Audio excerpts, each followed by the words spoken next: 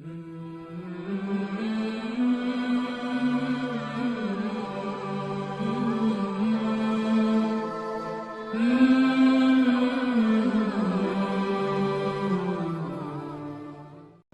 باللہ من الشیطان الرجیم بسم اللہ الرحمن الرحیم یا ایہا الذین آمنوا اے ایمان والو لا تقربوا الصلاۃ تم نماز کے قریب نہ جاؤ وانتم سکارا جس وقت تم نشے میں ہو حتی تعلموا یہاں تک کہ تم جان لو سمجھنے لگو ما تقولون جو تم کہتے ہو ولا جنوباً اور نہ جب غسل کی حاجت ہو الا عابری سبیل مگر راستہ چلتے ہوئے حتی تغتسلوا یہاں تک کہ تم غسل کر لو۔ اس سے پہلے ہم پڑھ چکے ہیں اللہ رب العزت نے اپنی عبادت کا حکم ارشاد فرمایا اور ماں باپ اور قرابت والوں کے ساتھ ہمسایوں کے ساتھ اس نے سلوک کا حکم دیا اور اس کے ساتھ دو چیزوں سے منع کیا کہ بخل نہیں کرنا، ریاکاری نہیں ہونی چاہیے۔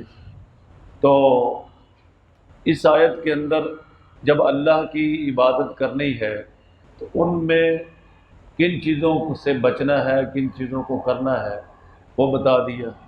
فرمایا کہ یا ایھا الذین آمنوا اے ایمان والو لا تقربوا الصلاۃ تم نماز کے قریب نہ جاؤ، تم نماز کے قریب نہ جاؤ۔ کوئی آدمی نماز نہ پڑھے اور کہے جی قرآن میں لکھا ہوا ہے، اسے کہیں بھئی آگے بھی تو پڑھو۔ نماز کب نہیں پڑھنی؟ وَأَنْتُمْ سُكَارَىٰ جس وقت تم نشے کی حالت میں ہو۔ حالت نشہ میں نماز پڑھنے سے منع کیا ہے، یہ نہیں ہے کہ نماز بالکل ہی منع ہو گئی۔ قرآن مجید کی دوسری آیات کہاں جائیں گی اگر نعوذ باللہ اس کا یہی معنی ہو۔ اس آیت کے شان نزول کے بارے میں یاد رہے، ایک تو یہ یاد رکھیں کہ جو نشہ ہے، شراب ہے، یہ اسلام سے قبل لوگ پیتے تھے۔ جب لوگ مسلمان ہوئے تو ان کو شراب سے نہیں روکا گیا۔ شراب کی جو حرمت ہے وہ تقریباً 4 مرحلوں میں آئی ہے، 4 مرحلوں میں۔ تو یہ اس وقت کا واقعہ ہے جب شراب حرام نہیں ہوئی تھی، جب کہ شراب حرام نہیں ہوئی تھی۔ یہ روایت بھائی ابو داؤد کے اندر، حاکم کے اندر اور ترمذی شریف کے اندر یہ روایت موجود ہے کہ حضرت علی المرتضیٰ رضی اللہ تعالیٰ فرماتے ہیں کہ حضرت عبد الرحمن بن عوف نے ہماری دعوت کی، عبد الرحمن بن عوف نے ہماری دعوت کی اور دعوت کے بعد جو ہے انہوں نے ہمیں شراب پلائی۔ دستور تھا، ایک چیز حرام ہی نہیں تھی۔ یہاں یہ بھی یاد رکھیں کہ یہ بات احادیث کے اندر موجود ہے۔ یہ واقعہ ایک مرتبہ ڈاکٹر اسرار صاحب نے یہ واقعہ بیان کیا تو شیعوں نے ان کے خلاف احتجاج کیا کہ انہوں نے حضرت علی پر نعوذ باللہ یہ تہمت لگائی ہے۔ بھائی یہ ان کا تو قصور نہیں ہے، یہ تو احادیث کے اندر خود حضرت علی کی روایت موجود ہے۔ تو پہلے تو پھر احتجاج کرنا تو امام ترمذی کے خلاف کرو، امام حاکم کے خلاف کرو، اور امام ابو داؤد جن کی حدیث کی کتابیں ہیں نعوذ باللہ ان کے خلاف احتجاج کرو۔ انہوں نے تو صرف وہ بات کو نقل کیا ہے۔ تو شراب اس زمانے میں حلال تھی، پیتے تھے لوگ، منع نہیں کی گئی تھی۔ تو حضرت عبد الرحمن بن عوف کی ضیافت پر، دعوت پر انہوں نے شراب پلائی اور اس کے بعد مغرب کی نماز کا ٹائم ہو گیا۔ تو نماز کے لیے سب کی تمنا تھی کہ حضرت علی نماز پڑھائیں، بڑے بزرگ تھے۔ تو حضرت علی رضی اللہ تعالیٰ عنہ نے نماز پڑھائی تو سورۃ الکافرون کی تلاوت کی، قل یا ایھا الکافرون۔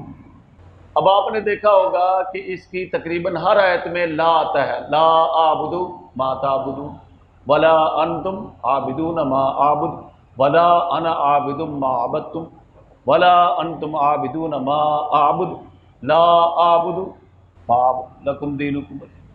ان کی جن آیات میں لا آتا ہے حضرت علی وہ لا چھوڑ گئے، اب لا جب چھوڑ دیا تو معنی ہی بدل گئے۔ یہ بھی مسئلہ یاد رکھیں کہ اگر قاری صاحب، امام صاحب ایسی غلطی کر دے نماز میں جس سے معنی ہی بدل جائیں تو وہ نماز نہیں ہوتی، اس کو دوبارہ پڑھنا پڑے گا۔ تو اب عبد الرحمن بن عوف رضی اللہ تعالیٰ عنہ یہ بھی عشرہ مبشرہ میں سے ہے، یعنی ان 10 لوگوں میں شامل ہیں جن کو اللہ کے نبی نے دنیا میں جنت کی بشارت دی۔ سیدنا علی المرتضیٰ رضی اللہ تعالیٰ عنہ یہ بھی عشرہ مبشرہ میں سے ہیں، ان کو بھی دنیا میں جنتی ہونے کی بشارت دی گئی۔ تو اس پر جو ہے اللہ پاک نے اس آیت کو نازل فرمایا کہ تم حالت نشہ میں نماز نہ پڑھو حتیٰ تعلموا ما تقولون، یہاں تک کہ تم سمجھنے لگو جو تم کہتے ہو۔ اب عرب تو الفاظ کو سمجھتے تھے، ہم تو عجب ہیں، ہمیں نہیں سمجھ آتی، ہم نے تو ابھی تک سورہ فاتحہ کا بھی ترجمہ یاد نہیں کیے۔ ایک لطیفہ آپ کو سناؤں، یہ جو ہمارے پختون بھائی ہیں نا، یا جو لوگ چائے کے شوقین ہیں، تو دعوت کے بعد اگر چائے نہ پلائی جائے وہ سمجھتے دعوت مکمل ہی نہیں ہوئی۔ تو جماعت میں کسی نے دعوت کی، بڑا اچھا کھانا کھلایا، یہ انہوں نے برکت کی دعا کی جماعت والوں نے، اور کہا کہ اللہ کے فرشتے تم پر رحمت نازل فرمائے الا جبرائیل، مگر جبریل تم پر رحمت نازل نہ کریں۔ وہ حیران ہوئے کہ یار سارے فرشتوں کی دعا کر دی، جبرائیل کو کیوں نکال دیا؟ کہتے چاہے پلاؤ تو وہ آئیں گے نا۔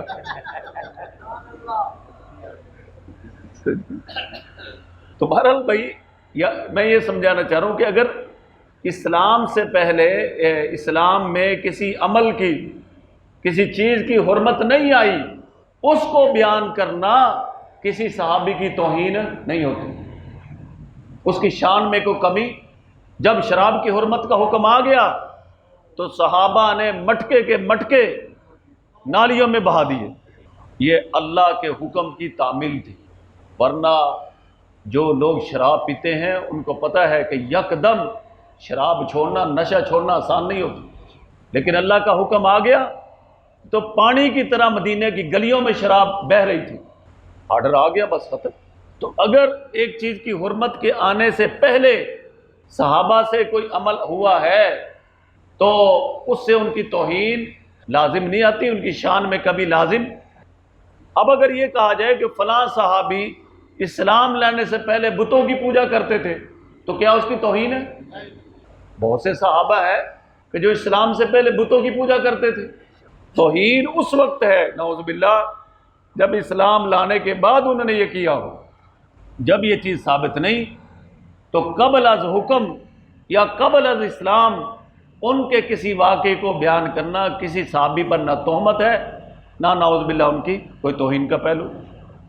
تو فرمایا کہ اے ایمان والو لا تقربوا الصلاۃ، تم نماز کے قریب نہ جاؤ، وانتم سکارا، جس وقت تم نشے میں ہو، حتی تعلموا، یہاں تک کہ تم سمجھ لو، تم جان لو، ما تقولون، جو تم کہتے ہو، یعنی اپنے الفاظ کا معنی تو تمہیں سمجھ آئے نا کہ تم کیا کہہ رہے ہو۔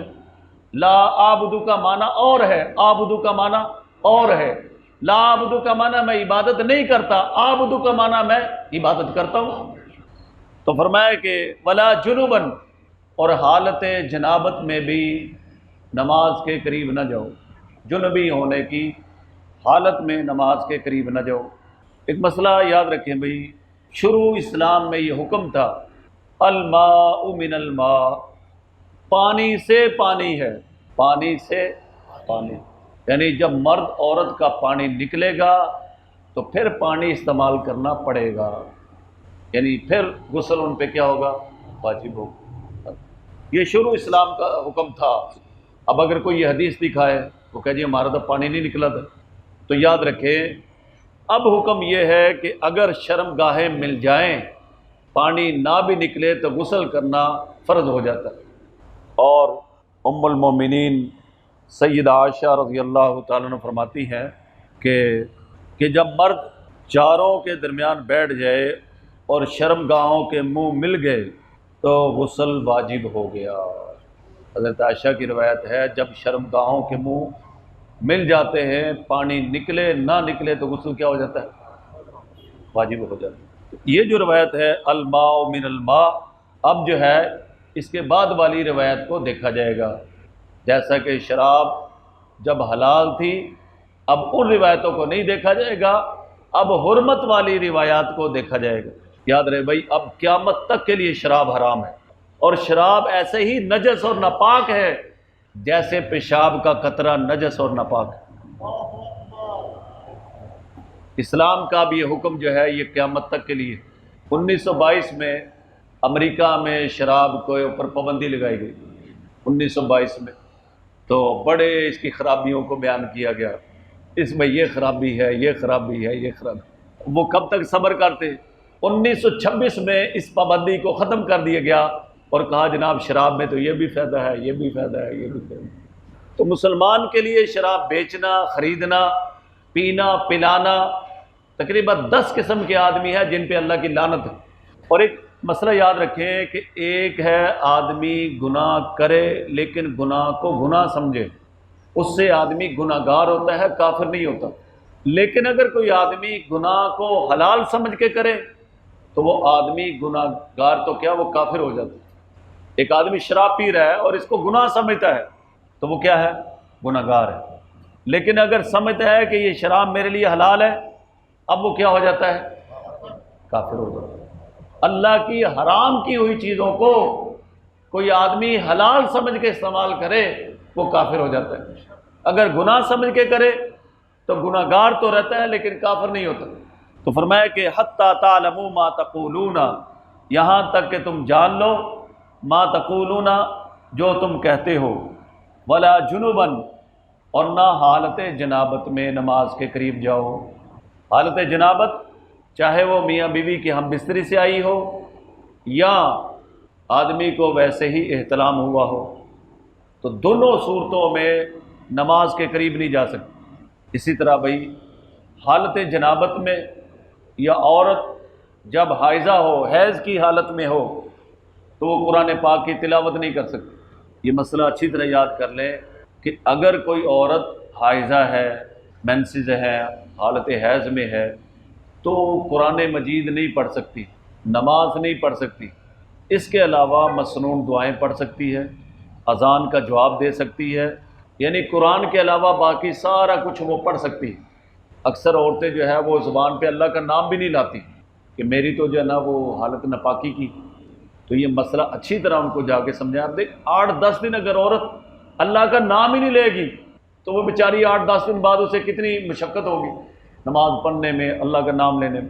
تو یہ مسئلہ ہمیں بتانا چاہیے گھروں میں کہ عورت صرف قرآن نہیں پڑھ سکتی، نماز نہیں پڑھ سکتی، باقی ذکر اذکار کر سکتی ہے، تسبیحات کر سکتی ہے، صبح شام کی مسنون دعائیں پڑھ سکتی ہے، اذان ہو رہی ہے تو اس کا جواب بھی دے سکتی ہے۔ اسی طرح گھر میں کھانا پکانا یہ بھی کر سکتی۔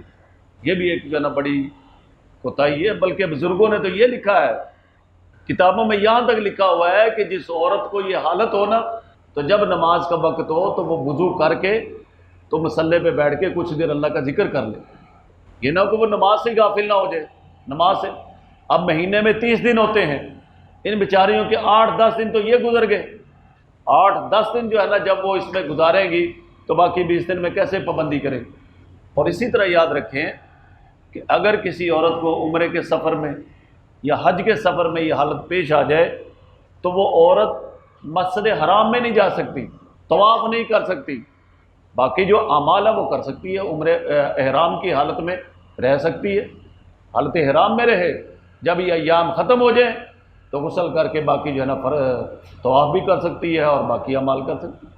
اگر کسی کو حیض آیا ہوا عورت کو اس حیض کے اندر بھی وہ احرام باندھ سکتی ہے، جب پاک ہوگی احرام باندھ کے چلی جائے سعودی عرب، جب پاک ہوگی، کیونکہ میقات سے بغیر احرام کے نہیں گزر سکتے، میقات سے گزرنا نا، تو وہ عورت جو ہے نا وہ احرام باندھ لے اور پھر جب پاک ہو جائے تو اپنے باقی اعمال کر لے، مسجد عائشہ سے عمرے کی نیت کر کے وہ اپنا عمرہ ادا کر۔